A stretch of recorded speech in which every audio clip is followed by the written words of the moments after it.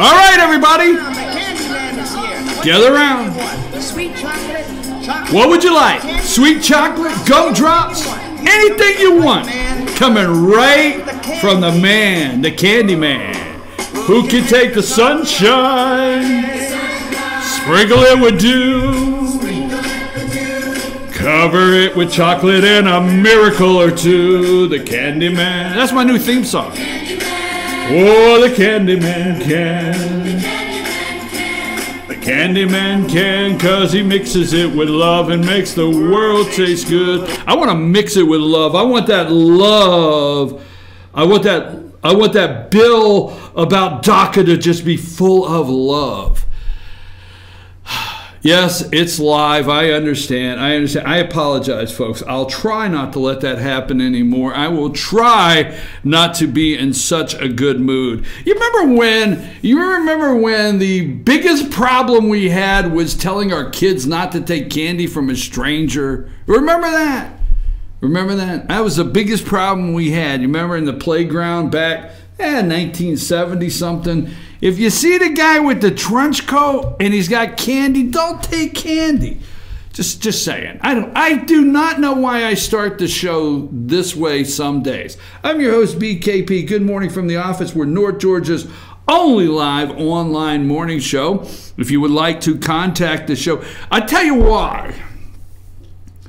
I tell you why I start the show. I shouldn't even end like that. If you'd like to contact the show, and then I don't tell the people how to do it. I mean, I got to stay focused. The ADD is really kicking in this morning, right? Okay. If you want to contact the show, it's 706-889-9700. Amanda, you got the thing you put up? You got the thing? I already took heat yesterday, okay? Amanda's doing a great job. She is new in the studio there. Sam is still here. But, you know, I got in trouble. Somebody sent me a message, told me I was mean to Amanda. So on the air, I will apologize, Amanda, for being mean to you yesterday. All right, just try to keep up, though. Good morning from the office. You can email us, chief@fetchernews.com, 706-889-9700. You can follow us on Twitter, @FetcherNews, @FYNTV. You can subscribe to our YouTube channel, FYNTV Fetcher News. There you go. Find us on Facebook. All right. You know, I'm going out today. It's getting so hard to see the difference in internet conspiracies. Now, these are not my words. These happen to be the great prophetic. Is that what it is? Is that the way you would pronounce that? If you're new to the show, every once in a while, pronunciation I stumble on. So the prophetic words of the great Joe Scarborough, Gumby head. He's got a Gumby. Look at Gumby. It looks like Joe Scarborough. Anyhow, is that it's getting hard to define the difference between internet conspiracy and some GOP senator, some in the GOP.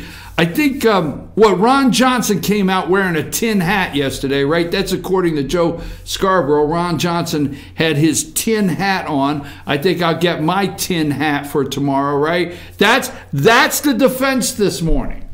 Peter Strzok, FBI, tin hat.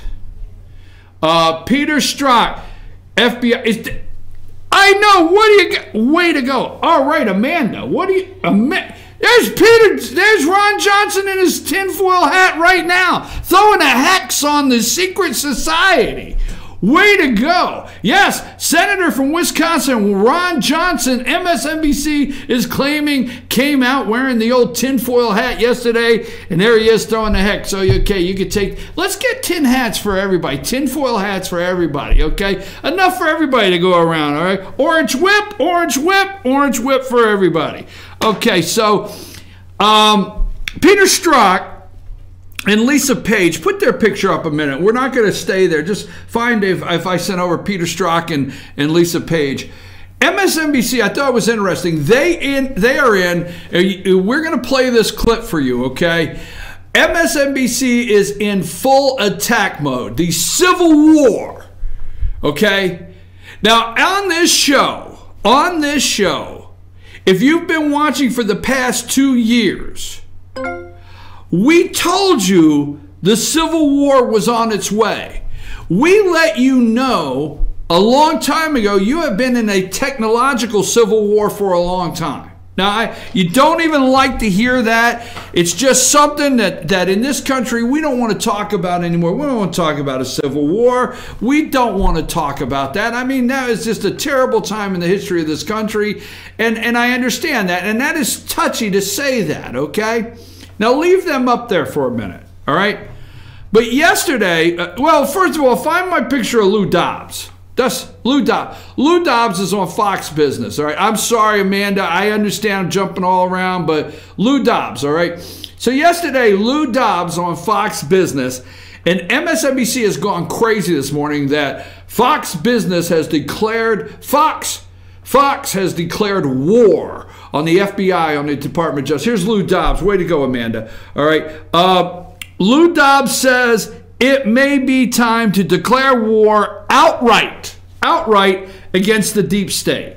So yesterday, Fox Business host Lou Dobbs started off his show tonight, guns blazing. He immediately launched into a monologue focused on declaring war against the U.S. intelligence bureaucrats he referred to as the deep state. Okay?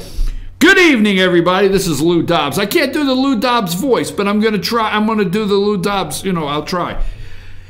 Good evening, everybody. Lou Dobbs began. It may be time to declare war outright against the deep state. And get that video ready. I'm going to call for that in a minute. It may be time to declare war outright against the deep state and clear out the rot in the upper levels of the FBI and Justice Department. Yes, I said the rot. Dobbs wasn't done yet. He went on to state the following. The FBI and the Department of Justice have broken the public trust by destroying evidence. They have.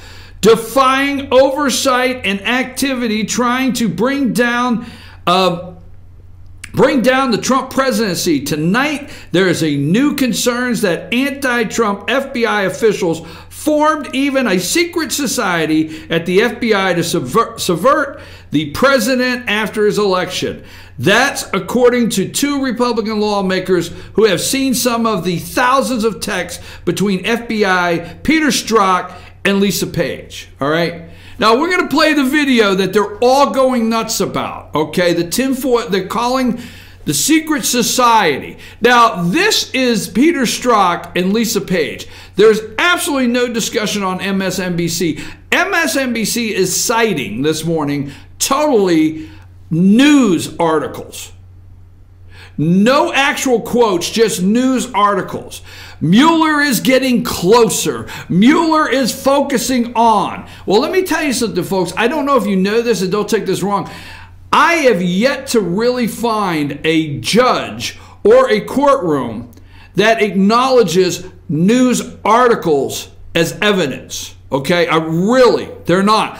I have. Okay? Now, James Comey, I don't have it this morning. You can look it up. I remember it. James Comey, when questioned by Trey Gowdy is a prosecutor. You need to pay attention, folks, because the war is here. The war is here. We have told you over and over. Trey Gowdy, which is a prosecutor, former prosecutor in South Carolina, said to James Comey, you can Google this, Mr. FBI Director or Mr. former FBI Director Comey, we both know news articles are not accepted as evidence in a courtroom. We all know we would get laughed out of court if we started submitting news articles as our evidence. But that's what they have. We have the actual text messages, and we actually do not have the missing text messages. So let's play the video that finally breaks open the secret society which you and I know about. All right? Are you ready with that, Amanda? What this is all about is further evidence of corruption, more than bias, but corruption at the highest levels of the FBI and that secret society. We have an informant that's talking about a group that were holding secret meetings off-site. There's so much smoke here. There's so much suspicion. Let's stop there. A secret society, secret meetings off-site of the Justice Department. Correct. And you have an informant saying that. Yes. Is there anything more about that?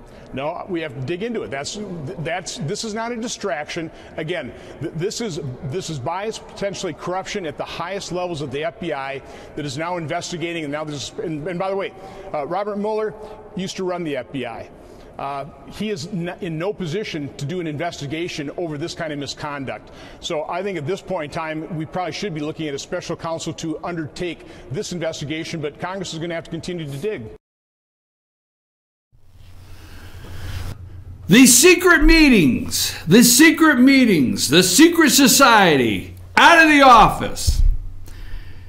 Ron Johnson has the nerve to call Robert Mueller. Do you have a picture of Mueller? All right.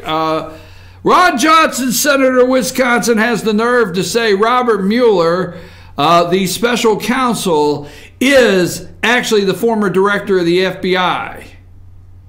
The secret society, Ron Johnson, Wisconsin senator, has the nerve to say corruption at the highest level. I'm just telling you. Has the nerve. Secret society at the highest level. Now,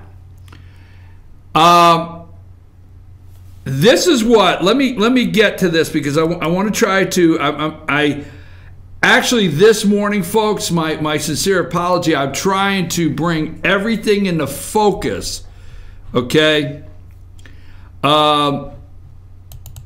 MSNBC, and the reason I'm doing this is because the war is on.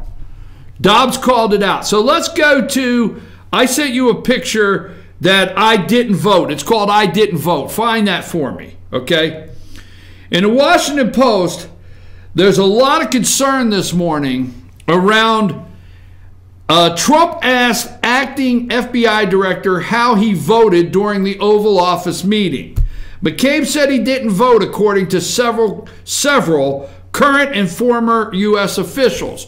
So this is the kind of stuff that they are coming on the opposition and showing the American people that is no evidence whatsoever that can be used in court. But Trump asked the acting FBI director how he voted during an Oval Office meeting. This is McCabe. This is Andrew McCabe. He's the acting. Now remember, Comey's fired. McCabe is the acting, okay? Now go to the second one that says conversation is disturbing, okay? Thank you very much, Amanda. The Washington Post, Trump asked the acting FBI director how he voted during the Oval Office meeting. McCabe, Andrew McCabe, who has spent more than 2 decades at the Bureau. Now, I don't know why that sentence is important. See, this is where in journalism, I don't know why 2 decades at the Bureau is important. I really don't. McCabe, who spent more than 2 decades at the Bureau, found, I guess 2 decades because in all of his career, he's never been asked this question. Because, okay, look, we're going to break some things down, and I don't want to sound insulting, okay? Because I'm not that bright, okay? I'm not that smart. McCabe, who spent more than 2 decades at the Bureau, what they're telling you here, Trump is the first one to challenge the deep state. They're telling you he spent 2 decades at the Bureau. In all of his time, nobody has challenged the deep state like Donald Trump. And I want to say this before I move any further. There's a handful of senators, a handful, okay? There happens to be 100, 2 from every state, 100. There's a handful of senators, very small number, that actually want to expose the deep state also with Trump. A handful of congressmen, not a lot, don't get confused, not a lot, not the majority, but a handful of congressmen, Trey Gowdy, a couple that want to expose the deep state. A handful. So Trump's got a couple helpers in the Senate and in Congress that want, okay? Nunes, you can never convince me that Devin Nunes, if that's his name, doesn't want to expose the deep state. You'll never convince me that Trey Gowdy doesn't want, and the list goes on. So at the Bureau, found the conversation with Trump disturbing, said one former official, U.S. official. Who the hell is the one former U.S. official? Who is it? This is the kind of stuff. And they wonder why Trump keeps calling them fake news. This is the kind of stuff. The Washington Post. Hey, McCabe, acting FBI director, okay?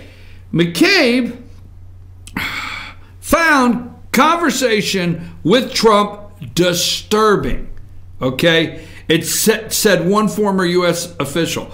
The reason McCabe found the conversation disturbing, according to them, is what MSNBC is talking about this morning is let me see what this one says here. I might want you to put this up. Put the one up that says, I know it's got all the stuff over it, but put the one up, interest to Mueller. I think it's interest to Mueller I have there, okay? Washington Post, Trump's conversation with McCabe about 2016 vote of interest to Mueller, the special counsel. He's of interest. So they're walking away from the Russian collusion because there's nothing there. Even Peter Strzok says there's no there, okay, in his text. They're walking away. Now it's obstruction. And they're trying to paint McCabe, asking McCabe how he voted as obstruction. Now, it's disturbing. And I'm going to leave this because we're going to break this down. Okay?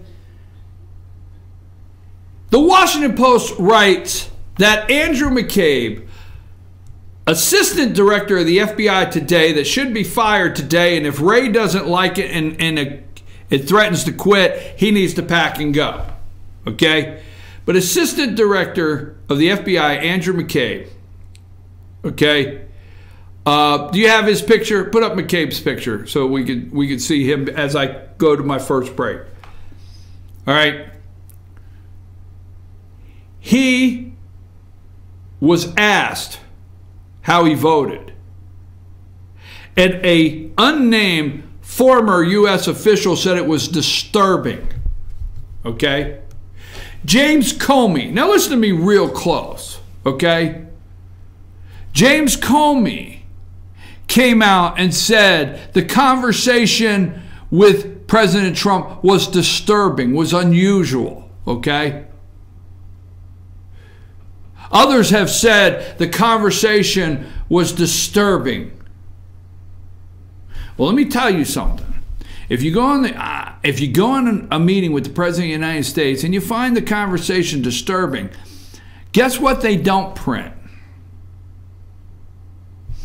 It's not a crime.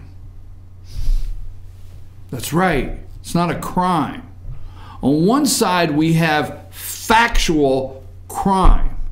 On one side, we have the names of the people that committed the crime. On one side, we have evidence of the crime. On the other side, we have accusations, and we have an acting, at this time, director of the FBI say it was disturbing to be asked how he voted. Now, if you pay attention, because I know you get tired of this, I honestly do. But if you pay attention to this show for the last 2 years, almost 2 years, we, in the Wayback Machine, brought you the total breakdown of McCabe, Terry McAuliffe, Hillary Clinton, his wife Jill. We broke all that down. In fact, I would have been concerned if I knew President Donald Trump didn't get this man in the room and say, hey, I got a quick question for you. How the hell did you vote? I mean, how did you and Jill vote? Because we'll get into that. Oh, by the way, we have the gap. Is it 5-month gap in the text messages that cannot be found between Peter Strzok and Lisa Page. We have the 5-month gap. During the 5-month gap, this guy on the screen is acting director of the FBI. During the 5-month gap, the FBI, through his office, coordinated the interview with General Flynn, head of the NSA, okay, National Security Advisor Trump, organized the interview with NSA, which the FBI already had all the tapes. It was entrapment, which Flynn has been charged with, I guess, lying to the FBI or withholding information or whatever they do. That Peter Strzok did the investigation, but we can't find the text messages. I'm your host, BKP. I guess, why do we get the break? Could somebody see if we got some tinfoil in there? I got to put my hat on. Take us to break.